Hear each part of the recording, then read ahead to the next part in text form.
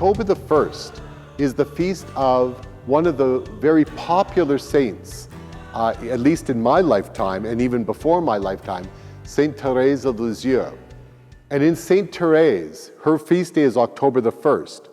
But in her life, she is one, again, who is closer to our day than some of these other saints, because she died a little bit over 100 years ago. And she lived in a religious order where she was closed away from the world. We call it a cloistered order, where she would live in this building and never go out.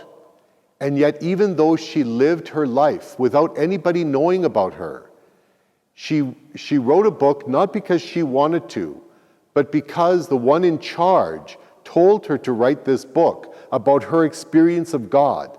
And this book went throughout the world, and people wanted to follow the example of Saint Therese, this way of love, wanting to love God and love other people, a very simple way of following in the ways of God, so that they could become holy the way Saint Therese was holy.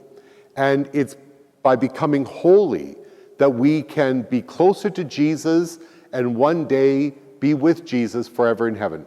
So Saint Therese gives us a tremendous example of how to follow Jesus in a very simple way. And by following Jesus, and with Saint Therese, even though she died very young, her hope was to be with God forever in heaven. She didn't live that many years in this world, but she's now with God.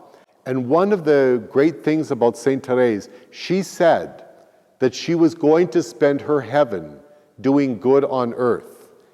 And you have all sorts of stories where people, because she's called the little flower, where people would ask a favor of Saint Therese from heaven, and to show that their prayer was answered, they would get a flower, where they would say a prayer to Saint Therese, and then they're walking down the road and somebody would hand them a flower. Or they would open their front door and there would be a flower sitting there on their front steps.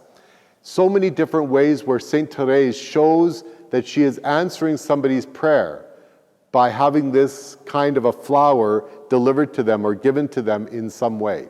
So again, in all of these saints, we see a great example of following Jesus, loving Jesus, serving Jesus, and now being filled with joy because they're with Jesus forever.